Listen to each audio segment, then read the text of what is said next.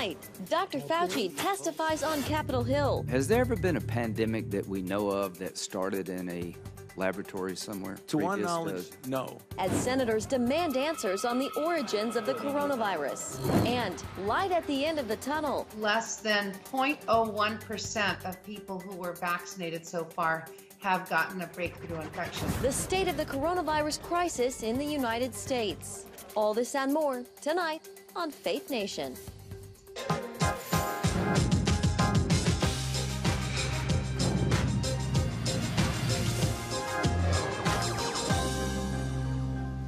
San Jose, home to the nation's latest deadly mass shooting. Welcome to Faith Nation. I'm John Jessup. And I'm Jenna Bratter. Details still coming in tonight, but we know at least 8 people are dead. That's right. Authorities confirming the suspect also dead. The Sheriff's Department says an employee of the Valley Transportation Authority, or VTA, began shooting at a light rail facility in San Jose around 6:30 this morning. This is still a fluid and active, ongoing investigation.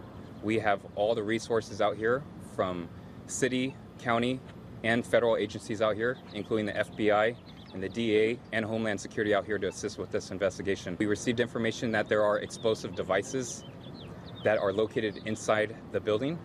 That being said, we activated our bomb squad, which is currently out on scene and trying to determine, pretty much we're trying to clear out every room and every crevice of that building. Along with those killed, multiple major injuries reported tonight. In other news tonight, President Biden is ordering the U.S. intelligence community to take a closer look into the origins of the coronavirus. Today, Biden called on investigators to redouble their efforts and provide a report within 90 days. He says he wants to move closer to a definitive conclusion on how the virus started. The directive comes on the same day Republican senators grilled top health officials about initially downplaying the theory that COVID-19 came from a lab in China. CBN Capitol Hill correspondent Abigail Robertson here now for more. Abby, new reports are raising questions about a possible lab leak. What did the experts have to say about that? That's right, John. But today, the leaders of the National Institutes of Health remain united in their testimonies that they strongly believe COVID-19 originated naturally. I think the most likely mechanism by which SARS-CoV-2 arose was a natural process of transfer from an animal to humans. But Dr. Francis Collins, head of the NIH, did concede he wants every possibility explored. We cannot exclude the possibility of some kind of a lab accident. With recent reports, 3 Wuhan lab employees were hospitalized in November of 2019 with COVID-like symptoms. Republican Senator Marco Rubio questioned Dr. Anthony Fauci's quick dismissal of the lab leak theory. I didn't dismiss anything. I just said it's a high likelihood that this is a natural occurrence. Lawmakers pressed Fauci. If it's natural, where is the host? Have we found any animals that carry COVID-19 that could have been the source of the transmission to humans thus far? Thus far, not. Republican Senator Rand Paul told CBN News doctors like Anthony Fauci might have a motive for downplaying the lab theory. I think that he's not being honest with the American public. Raising concerns about the NIH's involvement with the Wuhan Virology Institute. NIH and Dr. Fauci have been funding Wuhan research.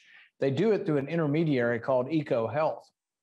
Interestingly, when they investigated whether this virus came out of a lab or occurred naturally, they hired the head of EcoHealth to be in charge of the investigation. While Dr. Fauci acknowledged the funds, he categorically denies that any U.S. money went towards super virus studies in China. You didn't give money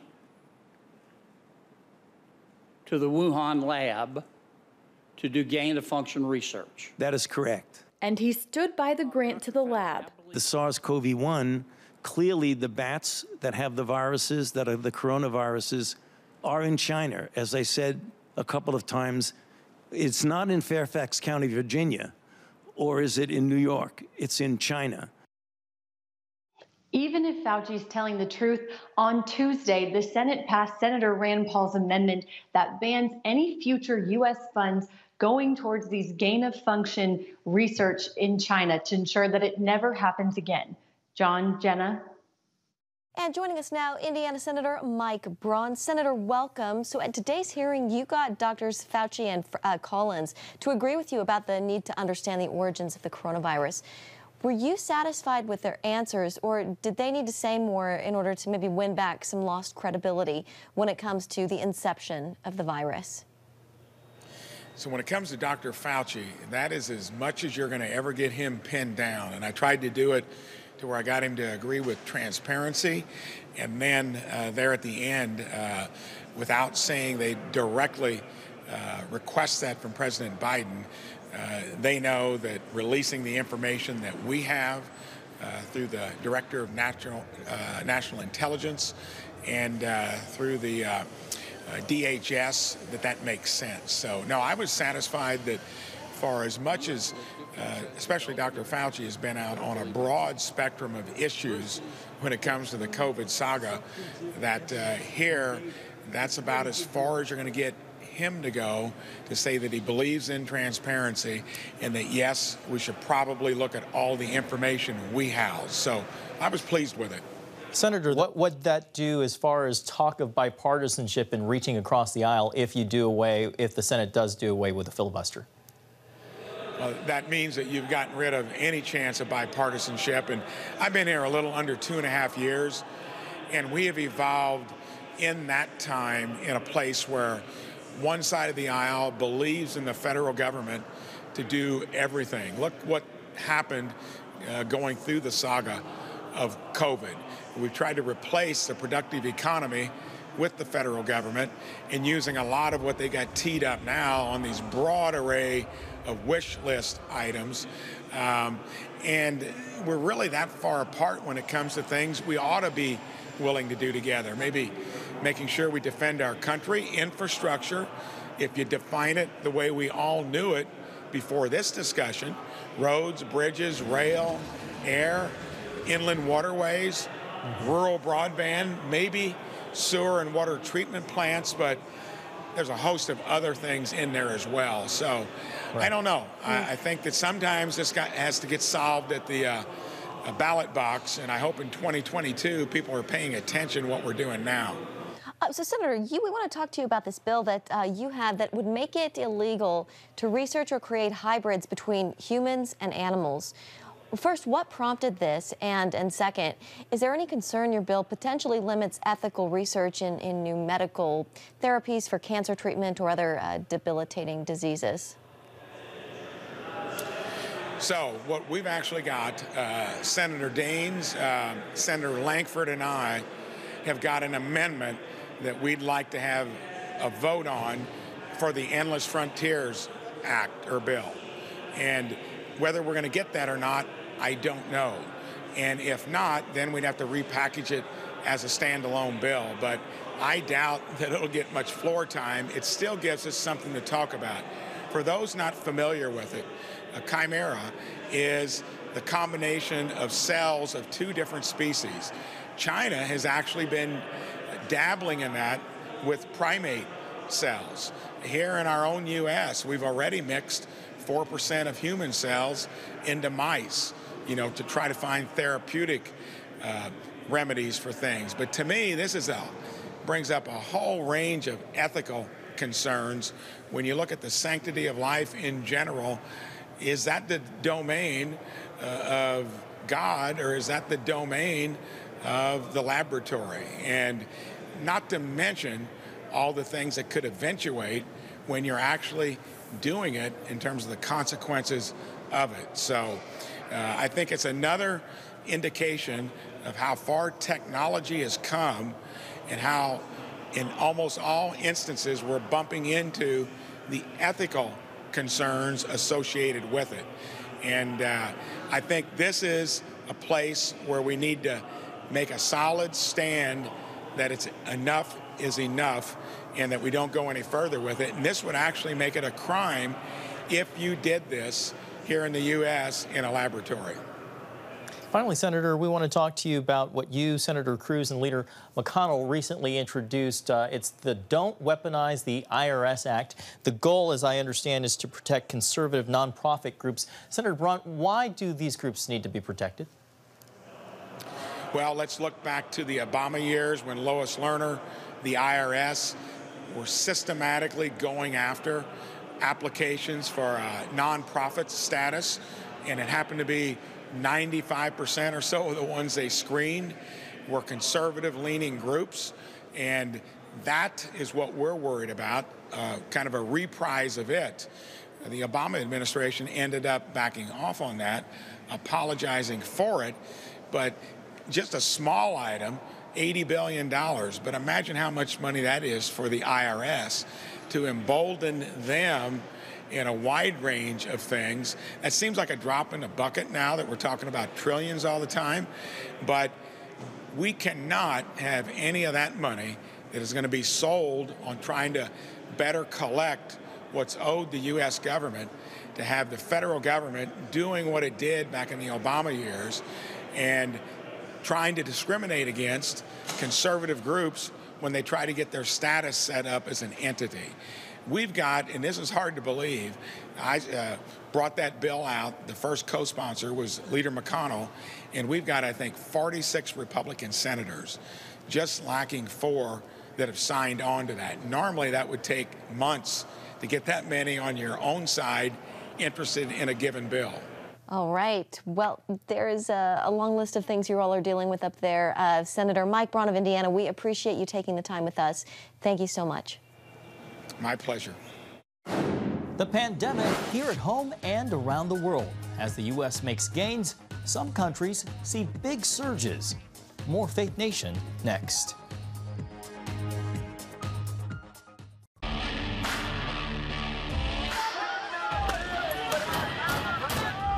Having sex before you marry is a bad idea.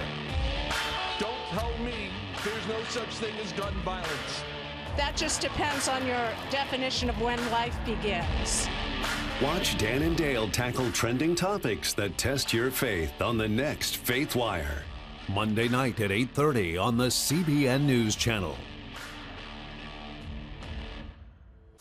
The Global Lane takes you around the world, providing facts over fiction. What might rising trade and geopolitical tensions mean for you on the home front? With over 45 years of experience, award-winning journalist Gary Lane brings you the truth from a global angle. What about the issue of immigration?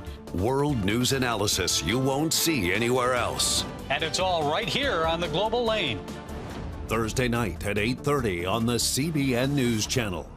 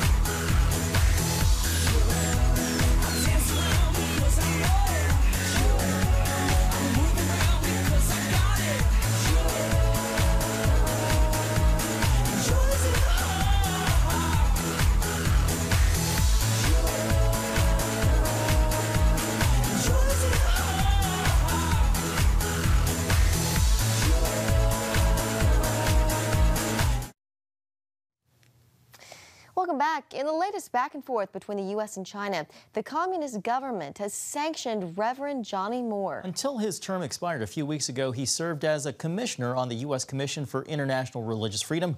Moore is an outspoken critic of China's treatment of people of faith, and he joins us now. Johnny, great to see you. Now you are a private citizen, so Johnny, how do these sanctions affect you? The truth is they don't affect me very much. I had no plans to travel to China. I had no plans to go to Hong Kong or Macau.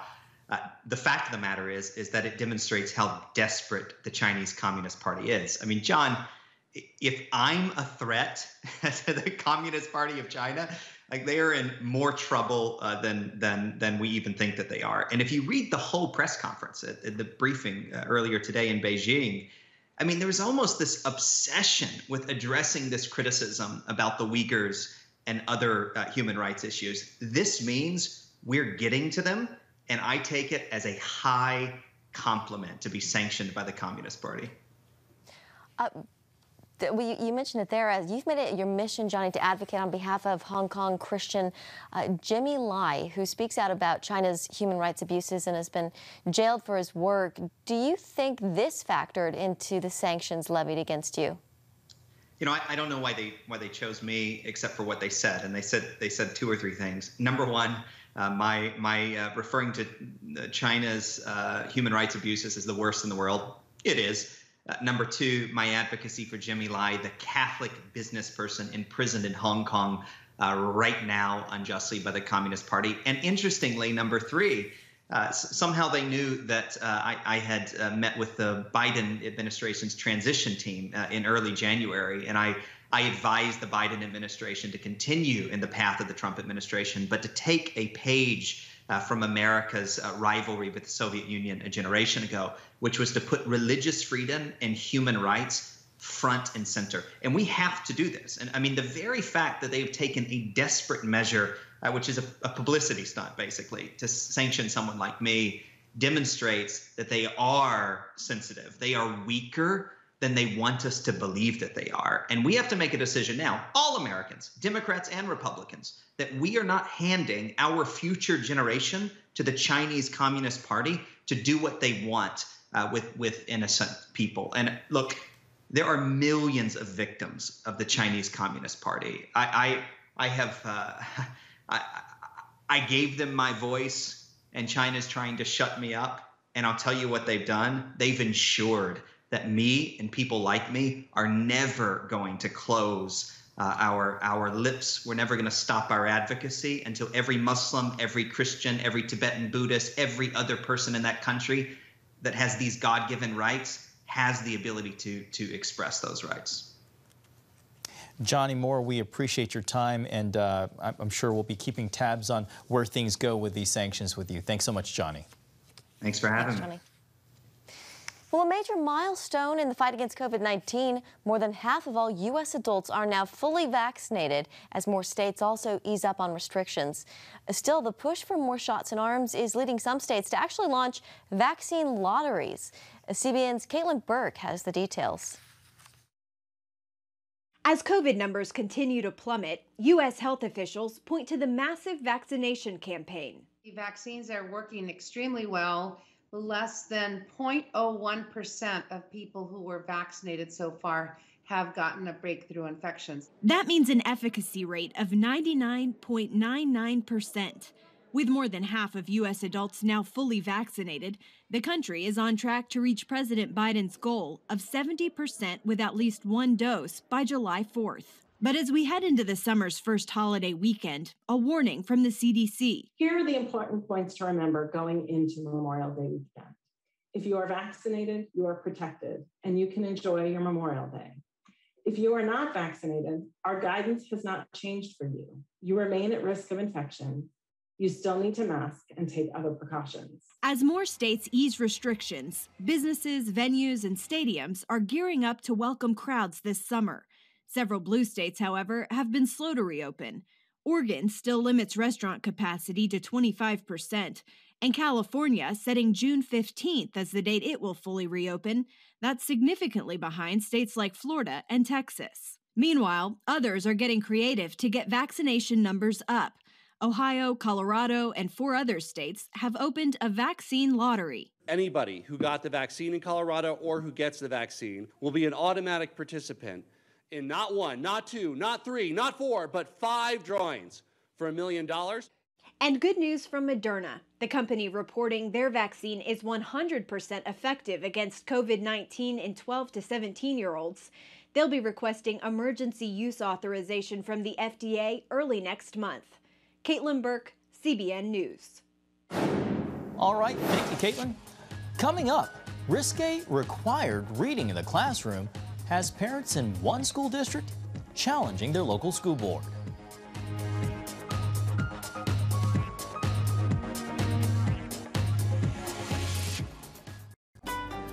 Want to be a part of a community that inspires your spiritual growth while winning prizes?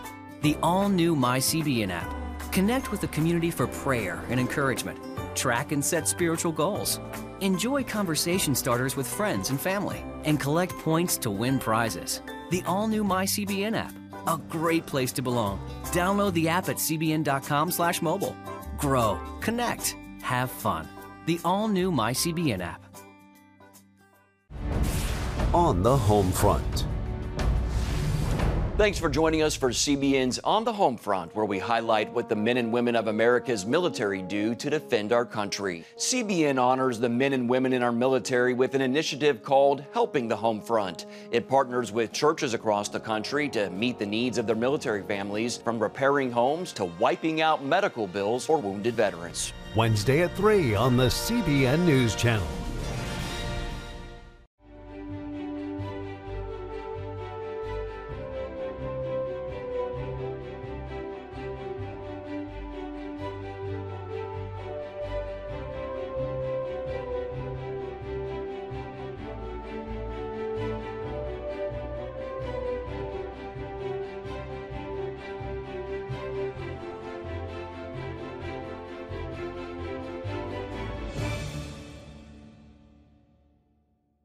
Too often, we carry baggage from our past. You know what it's like. It affects everything and everyone in our lives. It's always there, weighing us down and keeping us from achieving true happiness. But do you know God never meant for us to be trapped in the past? You can be free of your baggage. Learn how God's forgiveness leads to changed lives and new beginnings. Call the 700 Club. Welcome back. Well, it is content many would consider X-rated. So why is it required reading in one Virginia school district? And as you can imagine, parents are not pleased. Yeah, they are fighting back against the assigned reading and the school board that's backing it. Tara Mergener brings us the story. Loudoun County had already become ground zero for a number of national debates, mainly because parents are making noise. A warning, what you're about to hear is offensive. Every time she made too much noise, I'd walk in and kick her. Jasper wasn't even my boyfriend, just this dude I did some hacking with once in a while. It's okay. It's cool. This is what girls do at parties. Those jaw-dropping words read by mothers from books recommended to students in Loudoun County Public Schools. Now a move to recall some school board members may be gaining steam. Ian Pryor says the Loudoun County School Board is abusing its power. But when it comes to parents that want answers to what their kids are being taught or not taught in school, they have no answers. Pryor is among a growing number of frustrated parents forming the Fight for Schools Political Action Committee. We're going to talk about the need for change in the Loudoun County School Board. Collecting about 2,500 signatures so far, aimed at unseating several board members, accused of using a secret Facebook page to target parents who oppose them. They're looking to push material or thoughts into a school system and less focus on, reading, writing, and arithmetic. School board meetings often boiling over. Last week, several angry moms took it up a notch, shocking the crowd by holding up signs and reading aloud sexually explicit passages from books on the high school reading list. Another word of warning, what you're about to hear is offensive. I grab her by the neck and start punching her. He had a big and sometimes a girl just needs a big. His pants around his ankles squeezed between April's straddled legs as she lay on top of a teacher's desk. How did we get these unacceptable topics? Well, one, you didn't follow your procurement policies when you bought $1.8 million worth of these trash books. Interim Superintendent Scott Ziegler declined CBN's request for an interview. The only school board member who answered our calls told CBN she could not speak for other members, but that she did not read the material in question, nor are members required to do so.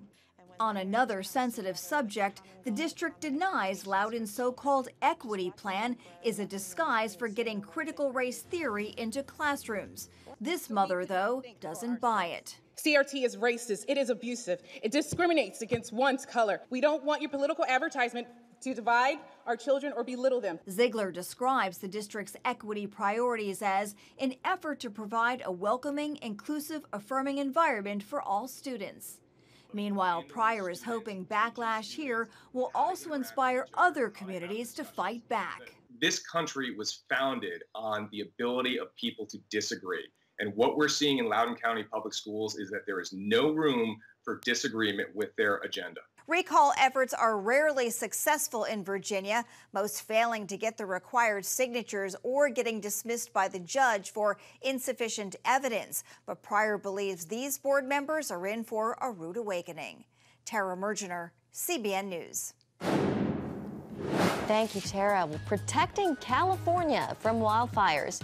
These new firefighters in action. Next.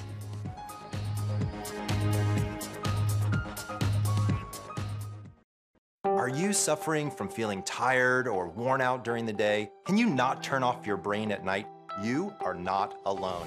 Hi, I'm Dr. Michael Bruce, the sleep doctor, and I've partnered with the Christian Broadcasting Network, and we're gonna bring you some unbelievable information that you can use tonight to get a better night's rest. Wake up to your best life. Call 1-800-700-7000 or go to cbn.com to get your free copy of Protect Your Sleep today. Nutrition, exercise, essential oils, weight loss, and more. It's Healthy Living with Lori Johnson. Talk about what's in this. Join CBN health reporter Lori Johnson to get the latest information from today's top health experts. This is fantastic. Find out what you need to know to live a healthier life. Watch Healthy Living Tuesday night at 8:30 on the CBN News Channel. Woohoo! Hi, Superbook fans. Here's something else you'll love. It's the new Superbook Bible app. It's packed with games, activities, and Superbook episodes that you can watch for free. Oh no! There's trivia, a fun daily devotional, and answers to your Bible questions. Plus, an easy-to-understand Bible the whole family will enjoy. You can even create your own Superbook character. Ta-da! Whoa! Millsburg Falls man coming. Sorry, pardon me. Sorry, excuse me. Ouch! Are you getting this? Earn super points to win daily prizes too, and so much more. Time to get back to my adventures. See you soon. It's the new Superbook Bible app. Free downloads on iTunes, Google Play, and Amazon.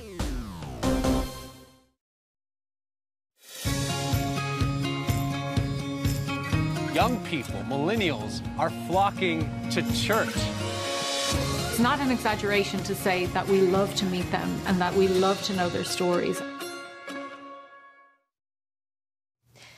Finally tonight, it's already looking like it's going to be a busy fire season in California, leading property owners there to find creative ways to protect their land. Creative indeed, like employing some four-legged firefighters.